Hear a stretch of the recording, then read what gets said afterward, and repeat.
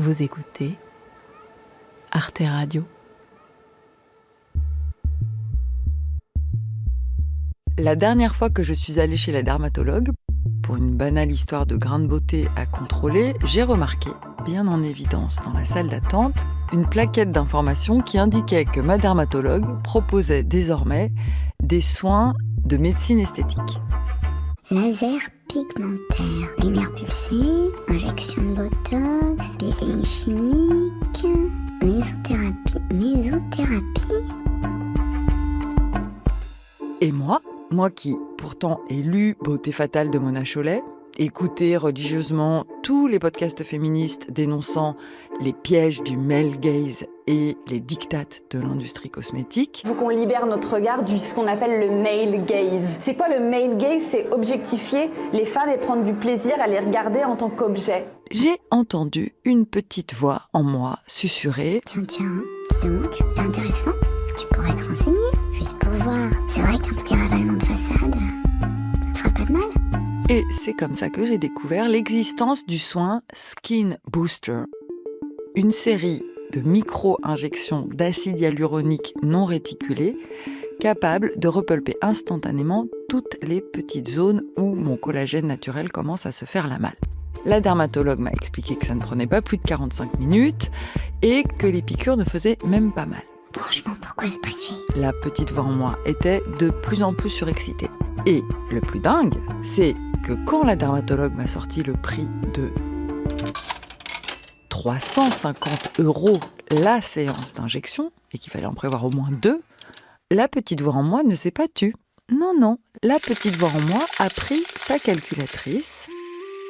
T'as qu'à monter une cagnotte Litchi pour ton anniversaire des 50 ans. Et puis pas t'acheter de chaussures cette année. Demande-lui si tu peux pas payer un traversement. Voilà, donc, au lieu d'annoncer à ma famille qu'on ne partira pas en vacances cet été parce que maman veut se payer un skin booster, j'ai décidé de faire la lumière pulsée sur les nouveaux standards de visage. Pourquoi sommes-nous si vulnérables à la tentation de la médecine esthétique ? Est-ce qu'on va tous finir avec la tête à Jack Lang ? Faut-il résister à l'injonction de l'injection ? Et si oui, comment ?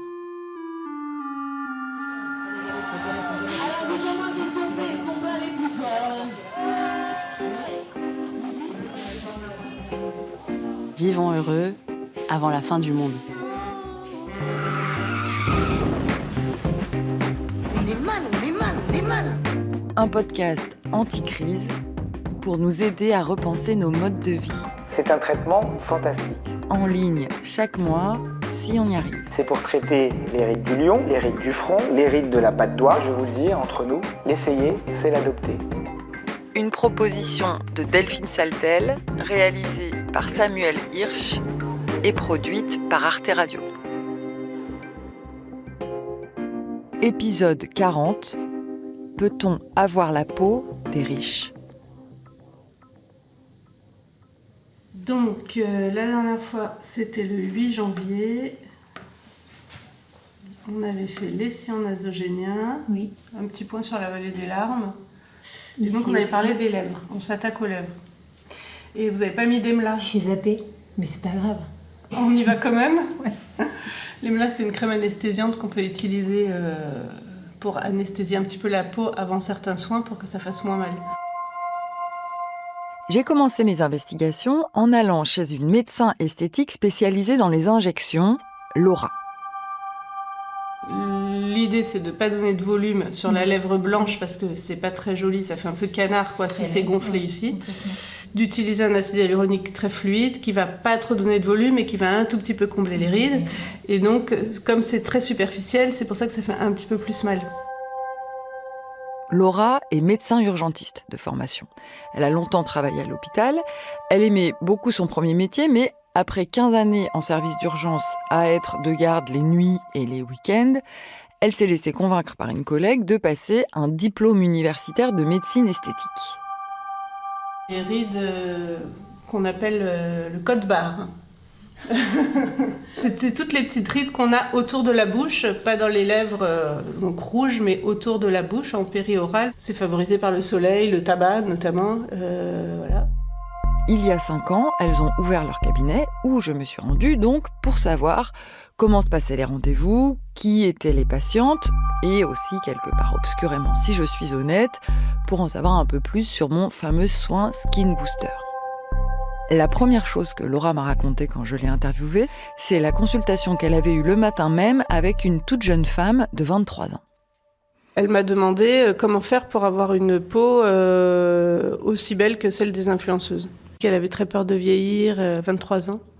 Je l'avais déjà vue une fois, là elle revenait. Entre-temps, elle s'était fait faire les lèvres ailleurs. Et elle me posait des questions sur l'injection qu'elle avait reçue des lèvres. Et elle me demandait si c'était bien des Russian lips qu'on lui avait fait, parce que les Russian lips, c'est les lèvres à la mode qu'on voit partout sur Instagram, etc. C'est des injections d'acide hyaluronique dans les lèvres pour repulper les lèvres et leur donner une forme un peu de bouche en cœur et retrousser, quoi. Enfin, c'est ce qu'on appelle un peu vulgairement, je veux pas froisser les gens qui font des Russian lips, mais c'est un peu la bouche de canard, quoi. Et donc elle avait fait ça, elle avait vu des filles qui avaient fait des Russian lips, donc elle voulait être sûre que c'était bien des Russian lips qu'on lui avait fait, parce qu'elle avait des doutes et qu'elle avait du mal à se reconnaître avec ces lèvres-là, etc. Et elle m'a dit à la fin, bon, peut-être la prochaine fois, si je refais des lèvres, je ferai naturel. Parce que finalement, ça l'a perturbée d'avoir ces lèvres-là, en fait, en se regardant dans le miroir.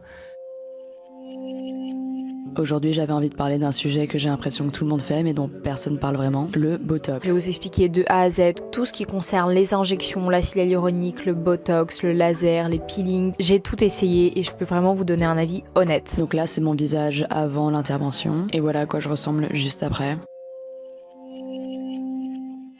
C'est une sorte de profil type de jeunes femmes qui sont quand même très influencées par les réseaux sociaux, TikTok, Instagram, par les influenceuses, qui pratiquent elles-mêmes ce genre d'injection. Il y en a beaucoup qui montrent des photos d'influenceuses. Elles disent, ah là, j'aimerais lui ressembler à elle, j'aimerais avoir vous voyez sa peau à elle, nanana, où elle montre des photos, comme les filtres Instagram, les filtres TikTok. La peau, elle est nickel, quoi. Enfin, c'est une fausse peau, évidemment, c'est complètement lisse, on voit aucune irrégularité, aucun port dilaté. C'est ça qu'elles veulent, une peau de magazine et le Russian lip. Donc bon, voilà, moi, je suis pas trop là-dedans, c'est vraiment pas mon truc. Moi aussi, je fais des injections des lèvres, hein, je vais pas dire que je le fais pas, je fais aussi des injections des lèvres. Mais quand même, je leur dis que je fais pas la bouche de quelqu'un d'autre, qu'on fait pas du transformisme et qu'on va partir de leur bouche pour embellir la bouche qu'elles ont déjà, pour la redessiner, mais que ça reste quelque chose de naturel et que peut-être ça ressemblera un peu au Russian lip, mais peut-être pas exactement. Et en tout cas, ça ressemblera pas du tout à cette influenceuse, c'est sûr, pas parce qu'elle est pas elle, quoi. Bon, alors on y va ? C'est parti. Allez. Alors, ce profil de jeune femme, ce n'est pas le plus représentatif de la patientèle de Laura. C'est bien ? L'essentiel des rendez-vous, ce sont des personnes plus âgées, entre 35 et 60 ans, et qui, elles, justement, demandent l'inverse. On ne peut pas mettre trop de produits, sinon ça va se voir et ça va faire des traits visibles. Donc c'est vraiment subtil, léger, voilà, ça ne va pas disparaître complètement. Pas comme les influenceuses, pas du tout. Ouais. Les bouches canards, c'est horrible. Elles ne veulent surtout pas ressembler aux influenceuses surpicousées, ni aux actrices qui enchaînent les liftings. Et ce qui m'a frappée, c'est qu'à chaque fois, pour expliquer ce qu'elles veulent, les patientes se réfèrent à des images. À tous ces visages auxquels on est exposé chaque jour sur les réseaux, les plateformes numériques, les écrans. Et ça m'a rappelé un texte génial que j'ai lu récemment sur le compte Facebook de Muriel Joudet. Muriel Joudet, la super critique de cinéma qui écrit notamment pour le journal Le Monde et qui réfléchit beaucoup à la manière dont les visages sont représentés à l'écran. Comment ils sont filtrés, repulpés, trafiqués. Et récemment, donc, elle a découvert par hasard sur Internet une vidéo de Jane Fonda. Alpha Zeta Gamma. Alpha Zeta Gamma. Jane Fonda, l'actrice hollywoodienne qui a incarné Barbarella dans les années 70. J'écoute. En combinaison spatiale psychédélique méga sexy. Nous quittons le champ d'attraction solaire dans 17 minutes. Prêt pour accélération spatio-temporelle. Et qui aujourd'hui, à bientôt 90 ans, vient de se faire un nouveau lifting. I'm almost 88 years old. My hair is gray. I feel more confident. and at peace with myself than I ever have before. Je tombe sur cette vidéo, je pense parce que j'ai un algorithme Facebook qui a compris mes centres d'intérêt et donc je suis bombardée de vidéos d'interviews de stars, de vidéos promotionnelles, souvent sponsorisées, Gala, Vanity Fair, Paris Match.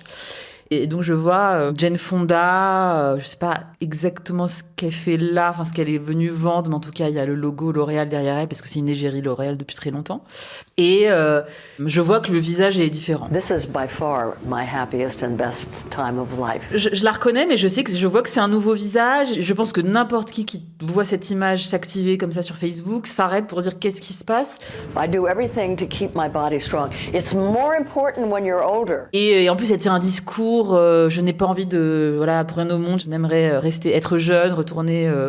Je n'ai jamais été aussi bien dans ma peau. Et je vois qu'en fait, l'interview n'a d'autre utilité que de montrer ce nouveau lifting, même si je sais même plus si on appelle ça comme ça, parce que on arrive à un certain raffinement technique qui fait que des choses dont on sait que c'est très dur à retoucher, notamment le contour même du visage, la ligne du cou, tout ça, le truc impressionnant, c'est de ne pas avoir les coutures. For me, it's even more about my mental state. Où qu'on regarde, on voit que ça tient d'un seul tenant, c'est une seule trame.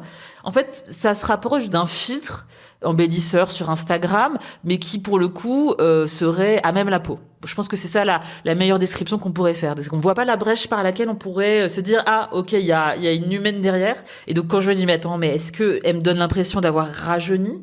C'est pas ça. Je me dis, c'est une femme qui a offert son visage à la science, mais qui est presque au-delà de la question de l'âge, qui est dans un non-âge, au-delà de la chair, au-delà finalement de la condition humaine. Elle a basculé dans une réalité presque purement numérique, complètement dématérialisée. Et cette dématérialisation vaut comme une forme de privilège de pouvoir se défaire du pourrissement, du vieillissement, de la sénescence et tout ça. Donc, elle a réussi à passer de l'autre côté, quelque part. Réveille-moi dans 154 heures. Parfaitement en temps subjectif. Très bien. Là où Muriel Joudet est très forte, je trouve, c'est qu'à partir d'une banale petite interview promotionnelle de Jane Fonda, elle arrive à soulever les grosses questions. Qu'est-ce qui se passe avec ces visages complètement surréels, retouchés par la chirurgie ou les injections ? Et qu'est-ce qui nous arrive à nous, à force de les voir s'afficher sur nos écrans ? Pour Muriel Joudet, c'est pas juste des questions d'esthétique ou de cosmétique. Il y a beaucoup plus de répercussions collectives qu'on ne pourrait le croire.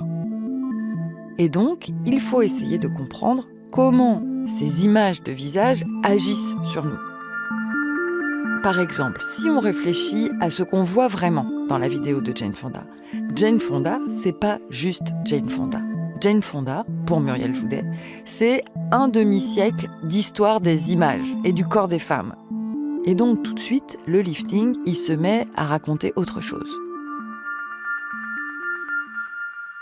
Déjà dans les années 70, c'est vraiment l'idée de la star qui résiste à l'emprise des studios, qui veulent qu'elle retouche son visage. Elle raconte ça dans le film de Delphine Seyrig, Sois belle et tais-toi. Elle a un témoignage assez magnifique. On lui dit, on a voulu me refaire le nez, la mâchoire. J'ai résisté. Je n'oublierai jamais le premier jour où j'étais à Warner Brothers pour faire l'essai de maquillage. C'était la première fois où j'étais devant la caméra. Bon, alors ils m'ont travaillé là, le visage. Ils voulaient que je fasse casser la mâchoire, briser la mâchoire par une dentiste pour creuser les joues. J'avais des belles joues d'adolescence un peu. Alors c'était très clair, j'étais un produit du marché et il fallait bien que je m'arrange pour me rendre commercial. Ce qui veut dire que moi, Jane Fonda, était là, et puis cette image était là, et il y avait cette aliénation entre les deux. Jane Fonda, c'est une génération, avec les Barbra Streisand, avec les Jane Keaton, qui décide de devenir comme elles sont. Typiquement, Barbra Streisand était quelqu'un qui on a dit, il faut que tu refasses ton nez, et elle a évidemment refusé. Et Jane Fonda donc résiste au studio et l'emprise du studio sur les corps des femmes. C'est une actrice qui va vraiment accompagner la seconde vague du féminisme dans les années 60-70. Et puis, en fait, il y a cette bascule comme ça, où dans les années 80, ça va être l'aérobic. La VHS, où donc elle donne ses cours d'aérobic, est une des VHS les plus vendues des années 80.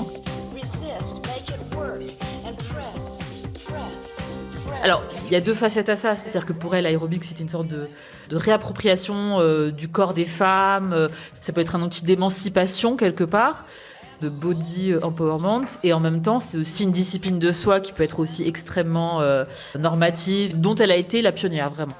Stand with your feet parallel, a little more than hip distance apart. This bone, the pubic bone, is curled up toward your navel. Your stomach is pulled in. Pull up tall out of the waist. Your neck is long. Your head is lifted. Your shoulders are pressed back and down. Donc ça dans les années 80. Et puis, elle a été égérie L'Oréal. Et donc, Jane Fonda, c'est quelqu'un qui, par les choix stratégiques qu'elle a faits, a réussi à rester sur le devant de la scène, jusqu'à se retrouver dans mon algorithme et dans mon portable. Et Jane Fonda, c'est quelqu'un qui prend tout ce qu'il y a à prendre, en fait. Qui prend le féminisme, qui prend le body empowerment, qui prend la beauté, les luttes politiques. Et en plus, on est dans un moment où la question du vieillissement des femmes investit le champ médiatique, investit les magazines féminins. Et du coup, elle a une carte à jouer. Même si c'est empreint de développement personnel, d'hypocrisie et tout ça, elle est très forte à ce titre. C'est-à-dire qu'elle a fait les bons choix, comme une grande stratège, une grande capitaliste. Elle a fait les bons choix pour trouver de manière très maligne comment rester dans la lumière. Et en même temps, c'est aussi toujours une forme de promotion de soi qui en passe par la production d'images qui ne font que faire fructifier la carrière de Jane Fonda et la marque Jane Fonda. Voilà, je trouve qu'une fois retracé tout ce parcours, des années 70 à aujourd'hui, on voit soudain beaucoup mieux l'énorme contradiction entre ce que Jane Fonda est tranquillement en train de nous expliquer face caméra dans la vidéo. It helped me get over jet lag and it just made me feel great. It also reminded me of how much has changed. Et son énième lifting à What $1000. C'est monstrueux, c'est des rendez-vous, je pense, à n'en plus finir. Des heures de retouche et de médecine cosmétique pour que le corps d'une femme de 88 ans nous paraisse présentable. Donc c'est toujours la question de la haine de soi qu'on a intériorisée et comment je gère cette haine de moi à différents âges. Parce qu'en fait, ce que dit Jane Fonda, c'est à la fois émancipateur du point de vue de Gala ou de L'Oréal, mais c'est aussi une injonction, c'est-à-dire je dois être au top de ma forme à 88 ans. L'émancipation-injonction, c'est comme ça que fonctionne à la fois l'industrie de la beauté et les magazines féminins. C'est de dire, il y a une solidarité féminine, donc Jane Fonda a des choses à nous dire sur ce que c'est d'avoir 90 ans. En fait, c'est faux. Enfin, c'est juste, qu'est-ce que c'est d'avoir 88 ans quand on n'a pas de thunes, quand on a une petite retraite. Enfin, je pense qu'il n'y a absolument aucune solidarité, aucun lien entre Jane Fonda et ce qu'est une femme normale de 88 ans.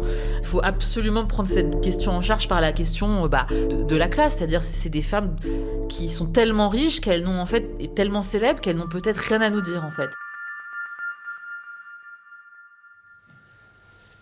On commence ? Vous êtes prête ? Oui.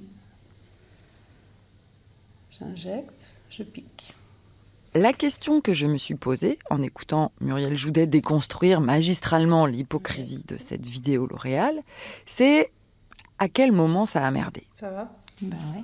Ça va être supportable comme ça, c'est bon ? Oui. Ouais, je repique. Comment ça se fait, alors même qu'on est en pleine 4e vague féministe, qu'on a tous les outils théoriques à notre disposition pour se libérer du culte de la beauté et du regard masculin, comment ça se fait que le marché de la médecine esthétique ne se soit jamais aussi bien porté ? Je vais faire comme ça, plein de petites piqûres dans toutes les petites rides superficielles que je vois. Et après, j'appuie pour bien lisser.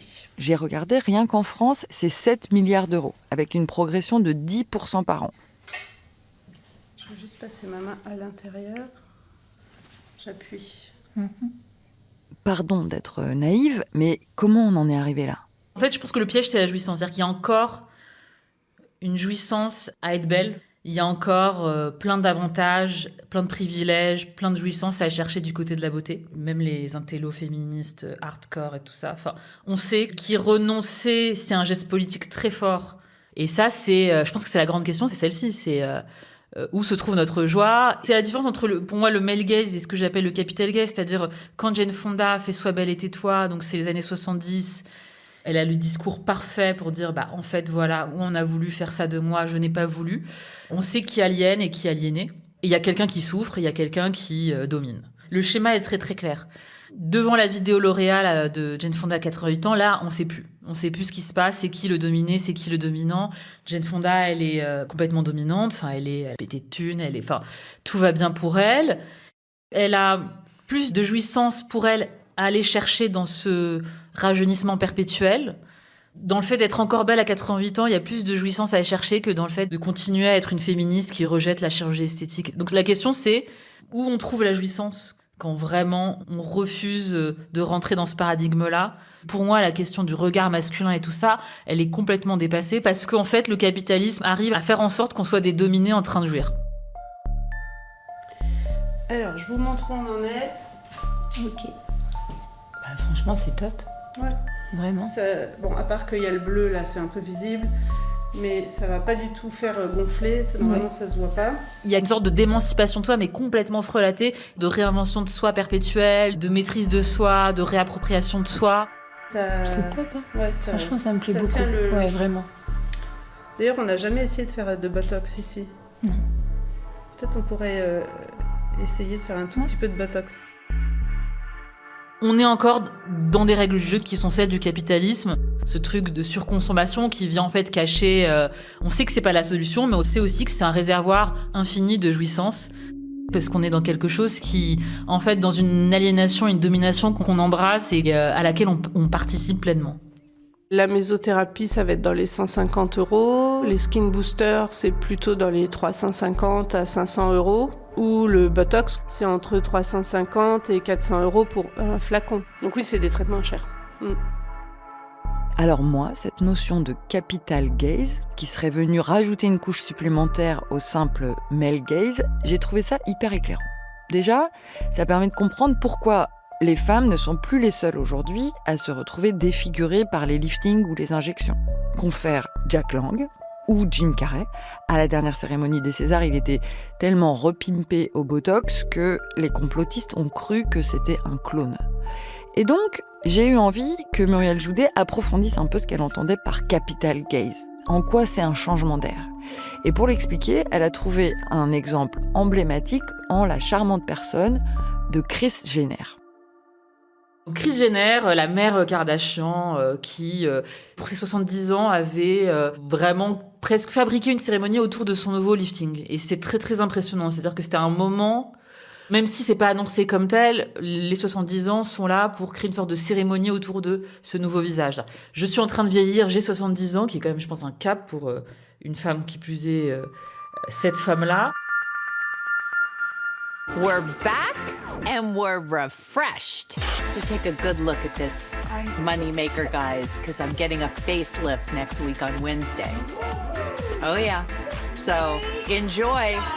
You are looking amazing. Oh, thank you. Elle nous présente vraiment comme Steve Jobs viendrait présenter le nouvel iPhone sur une scène. Elle nous présente son nouveau visage rajeuni et le lifting est hyper impressionnant. C'est-à-dire que là, je me dis, waouh, ok, on a basculé dans un truc. Elle est en train d'annoncer à des millions de femmes qui ont les moyens que c'est bon, à 70 ans, on peut s'acheter un visage qui ressemble à celui d'une femme de... Enfin, en fait, c'est même pas une femme de 40 ans ou de 50 ans, c'est une sorte de visage comme ça post-humain. Et c'est un visage qui est en train de nous vendre un lifting. C'est-à-dire que, évidemment, le visage de Kris Jenner est la page pub d'un médecin esthétique qui doit être sans doute dans ce milieu précis du show business américain. Parce que les Kardashians posent parfois avec leurs dentistes, leurs médecins esthétiques et tout ça, même si elles réfutent le fait qu'elles font de la médecine esthétique. T'as mis tes extensions? Ça suffit, les filles. T'as des fossiles? Elle a des vraies dents, tu crois? Les miennes, oui. Mais les tiennes? Tourne-toi, on va faire l'inventaire. Vos nez sont authentiques. C'est vrai ça, nos nez sont authentiques. Mon nez est probablement le seul élément authentique sur mon visage. C'est-à-dire que en Californie, à Los Angeles et partout dans le monde, à Dubaï, à Paris, tout ça, les femmes vont venir avec une photo de Kris Jenner et dire « je veux ça », alors médecin esthétique. Et les médecins esthétiques vont devoir se mettre au pas parce que la famille Kardashian, c'est une famille qui vraiment donne le ton des nouvelles techniques de médecine esthétique et cosmétique. C'est vraiment les Steve Jobs de la chirurgie esthétique, quoi. Donc elles disent voilà ce qu'on peut faire et ensuite tout le monde se met au pas. Qui n'a pas le nouvel iPhone, qui n'a pas ce visage est considéré un peu comme has-been. Enfin, il y a vraiment ce truc où ça fait régresser tous les autres visages quelque part. Donc il y a un truc comme ça d'obsolescence programmée. Et donc, je vois tout ça. Je vois que les femmes se disent « Ok, je veux ça ». Les médecins vont se dire « Ok, va falloir apprendre à faire ça ». Donc, ce qui apparemment ne devrait jamais rien vendre, le visage est en train de nous vendre quelque chose.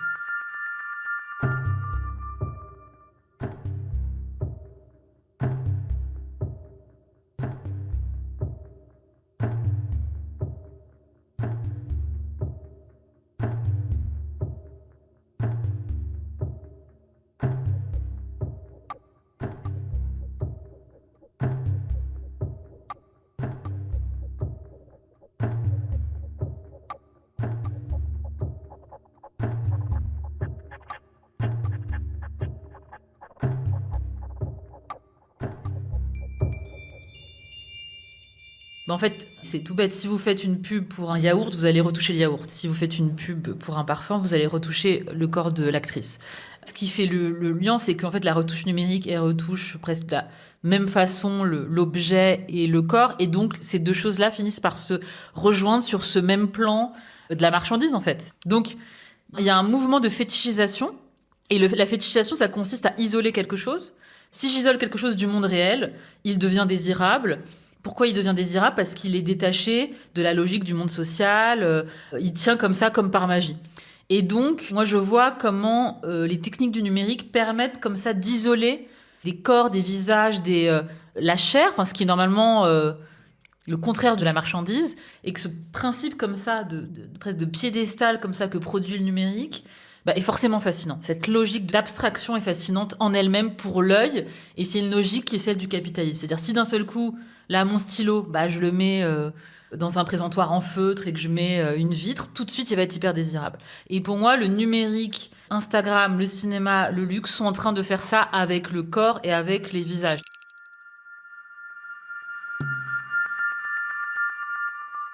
C'est marrant parce qu'il n'y a pas longtemps, après avoir fait une mise à jour de mon téléphone, je me suis aperçue que maintenant, quand je prends une photo, l'appareil applique automatiquement, sans que j'ai rien demandé, un effet spécial trop chelou. Le contour de la personne ou du visage au centre de la photo se découpe et se met à clignoter, comme une espèce de halo lumineux, et ça l'isole nettement de l'arrière-plan qui, lui, se floute. Exactement le procédé que vient de décrire Muriel Joudet. Sauf que les ingénieurs informatiques, eux, ils parlent pas de fétichisation, évidemment. Il paraît qu'ils appellent ça la fonction de segmentation. Et ma fille de 14 ans m'a expliqué à quoi ça servait. Tu appuies longuement sur le visage ou la silhouette qui s'est découpée, tu fais glisser et ça fabrique une vignette avec un sticker qu'après tu peux envoyer à tout le monde, comme un smiley, mais personnalisé. J'ai même pas essayé de lui faire un couplet sur le capital gaze et la marchandisation numérique de nos visages pour encore me faire traiter de sale vieille boumeuse. Merci bien, c'est pas ça qui va arranger mes envies d'injection. Aujourd'hui, la plupart des films subissent un traitement de retouche numérique. C'est ce qu'on appelle la digital beauty, le beauty pass, qui sont des techniques qui maintenant, au début, qui étaient très onéreuses, donc qui consistaient juste à retoucher le visage des stars, à lisser les traits, enlever une ride, ajouter une larme, enlever tous les défauts pour que l'image soit présentable. Au début, c'était les acteurs qui payaient pour cette retouche, quoi. Et maintenant, c'est généralisé, maintenant, c'est automatisé. Maintenant, juste avec une intelligence artificielle qu'on fait agir sur le film, on peut retoucher l'ensemble d'une image et ça va très vite, ça coûte moins cher. Faut dédramatiser, Cécile, je vous assure. C'est aussi simple que de se teindre les cheveux quand ils commencent à blanchir, c'est une banalité. Je connais tout ça par cœur, Mathias. Je suis actrice, j'ai des copines actrices. On parle de ça plus souvent que vous prononcez le mot euro en une journée. C'est tellement facile, il y en a qui le font comme une manucure ou une séance de pilates. Mais moi, je croyais que ça m'arriverait jamais. Je croyais que je pourrais passer à travers tout ça. Bah non, voilà. C'est une sorte de logique comme ça qui ne peut que aller en s'intensifiant, c'est-à-dire à force de retoucher, on retouche encore, exactement comme la médecine esthétique. C'est tellement diffus, c'est tellement par effet d'insistance, c'est à force de voir, par matraquage aussi, à force de voir des femmes de 70 ans toutes refaites, qu'est-ce que ça fait sur moi ? Déjà, ça fait un truc sur l'œil, c'est-à-dire que l'œil, il est devenu complètement chirurgical. On scrute les visages d'une manière assez impitoyable. En fait, c'est ce pressentiment qu'il se passe plein de choses dans l'image que ce grand complot qui fait que du coup, il y a toute une mode, toute une traîne de chirurgiens qui, sur Instagram, essayent de déchiffrer, d'analyser ce qu'a fait telle actrice, tel acteur, est-ce qu'il a fait de la chirurgie. Beautiful Kylie Jenner recently revealed her breast implant and surgery information for everybody. But what does this mean? I'm a real plastic surgeon, let me explain. Ou les before after, le makeover, c'est-à-dire moi je regarde beaucoup de makeover, à quoi ressemblait Kendall Jenner ou Kim Kardashian avant quand elle avait rien fait, à quoi elle ressemble maintenant et qu'est-ce qu'elle a fait. C'est des implants de petit volume avec une base qui est adaptée à sa morphologie et à la taille de son sein avec une petite projection, ce qui rend le résultat très naturel avec un décolleté qui est très progressif, très subtil. Mais c'est presque ce qui se passe avec les complotistes, c'est-à-dire on essaye en fait de reprendre main sur la chose en élaborant des récits, des lectures, des analyses. C'est un peu la vengeance du peuple sur ces images. C'est ah oui d'accord en fait tout est trafiqué. On essaye de reprendre la main dessus en disant ok je sais que c'est trafiqué, mais ça change rien à notre fascination. Et donc alors même qu'on n'a pas les moyens, on est en train de répéter, de copier des choses que font des multimillionnaires, voire des milliardaires. Cette mise à jour de nous-mêmes, de toujours aller vers toujours plus d'hygiénisme, vers toujours plus de refus du corps par une sorte de haine comme ça du corps, des viscères, de ce qui pourrit, quoi, et qui est notre condition, et produit forcément toujours plus de haine de soi pour qui n'arriverait pas à suivre, n'arriverait pas à prendre le train en marche. Je vois votre dossier. Qu'est-ce qu'on fait aujourd'hui ? Je sais pas. Ok. Alors, je me demande si on refait pas le botox, oui, parce que alors, le botox, on l'avait fait au mois de mai. Oui, c'est ça. Donc, ça fait mais un moment. Je vous laisse. Ouais. Là, on est à plus de 6 mois, donc normalement, il n'y a plus tellement, il y a plus d'effet. Je pense que les pommettes, c'est encore bien. Oui. Et puis après. Ouais. L'acide, on avait fait un peu les lèvres et les pommettes. Ouais. Donc là, c'est le bonne date pour refaire un botox. Allons-y. Ouais. On y va. La vérité, vous la voulez, c'est que les séances de médecine esthétique que j'ai enregistrées dans le cabinet de Laura ne m'ont absolument pas aidé à résoudre mon espèce d'attraction-répulsion pour les injections. Au contraire même. Donc je commence dans cette zone de la glabelle et je fais 5 points. J'étais plus tiraillée que jamais. Incapable de savoir si finalement je trouvais ça monstrueux ou miraculeux. J'y vais. D'ailleurs, en partant, j'ai demandé à Laura comment on prenait rendez-vous sur son site internet. Au cas où, on sait jamais, fallait encore que je réfléchisse. Froncez les sourcils, soulevez les sourcils, souriez, fort. Mais je me suis dit qu'au moins, là, j'avais bien touché du doigt ce que c'est que le capital gaze.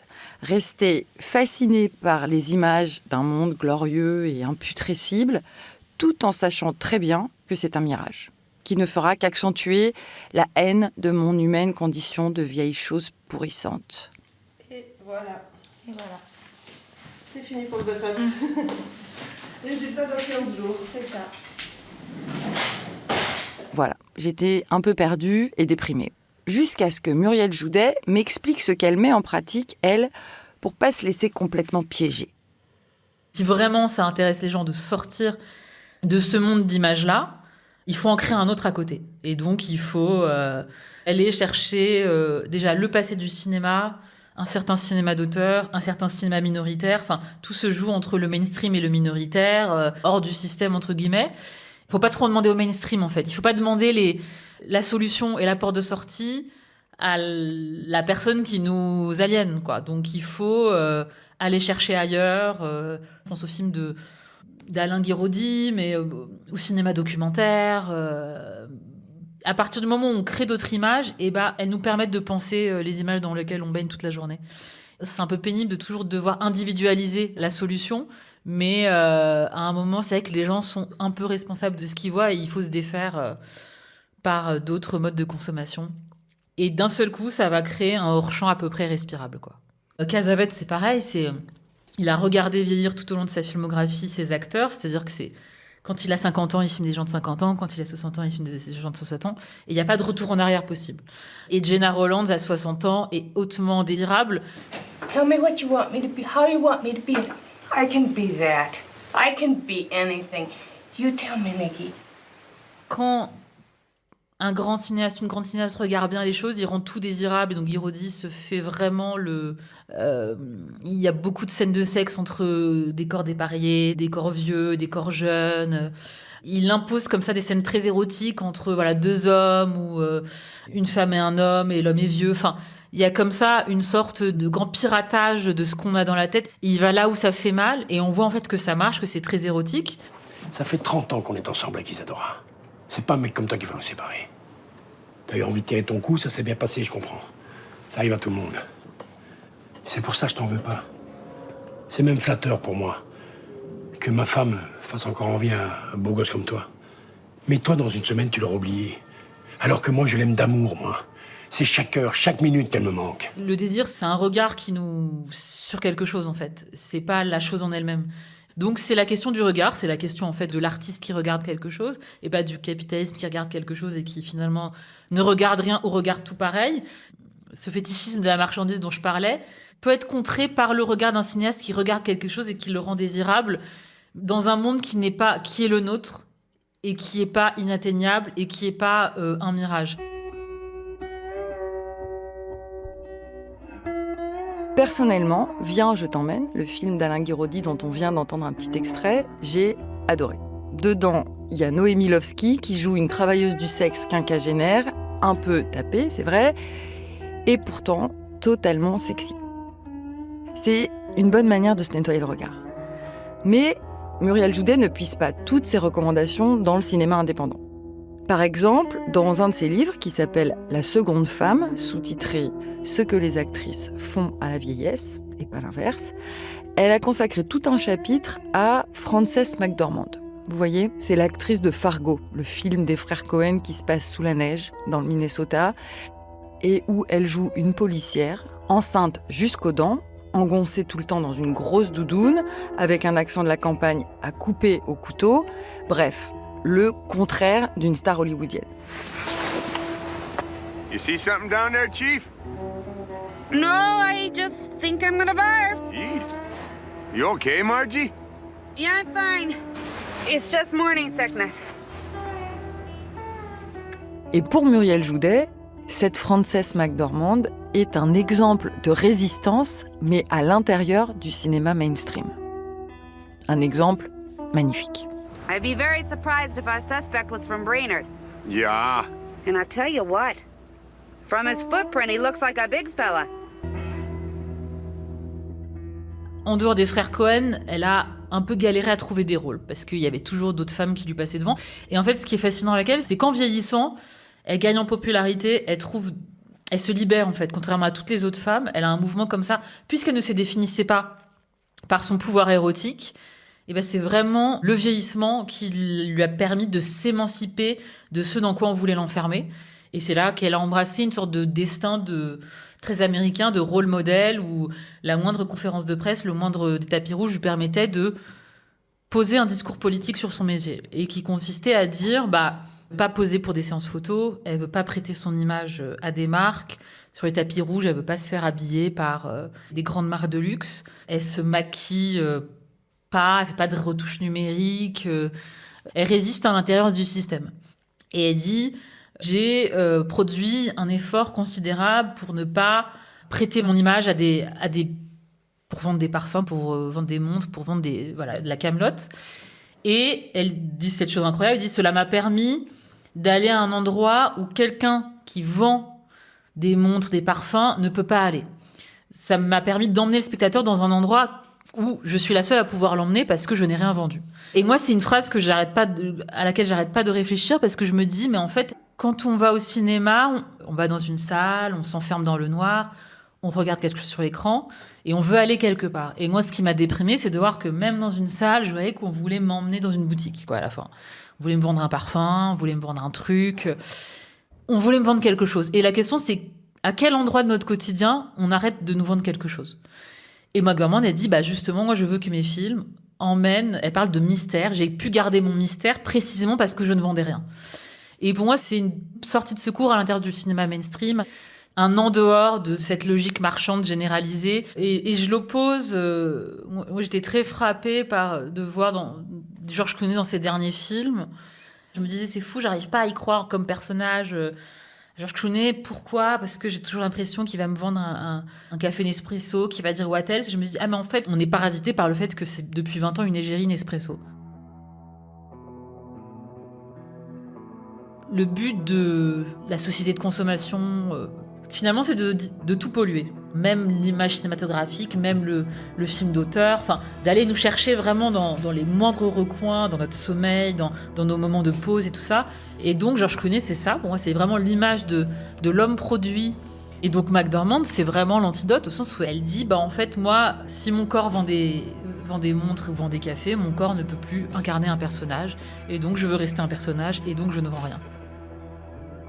Voilà, il faut des petits îlots de résistance pour l'instant individuels, mais même chez le spectateur, peut-être, il y a aussi quelque chose à jouer de cet ordre-là. Voilà, choisis ton camp, camarade, Frances ou George. Je vous laisse méditer là-dessus avec une toute dernière recommandation. Allez voir sur le site d'Arte TV l'émission Blow Up que la réalisatrice Laetitia Masson a consacrée à Frances McDormand. C'est beau, c'est gratuit, et moi, ça m'a repulpé pour un tour. Une femme est une femme, filmé Jean-Luc Godard à Paris en 1961.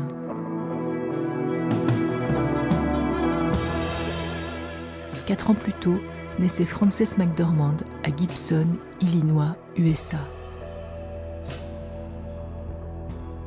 Vivons heureux avant la fin du monde est un podcast produit chaque mois par Arte Radio.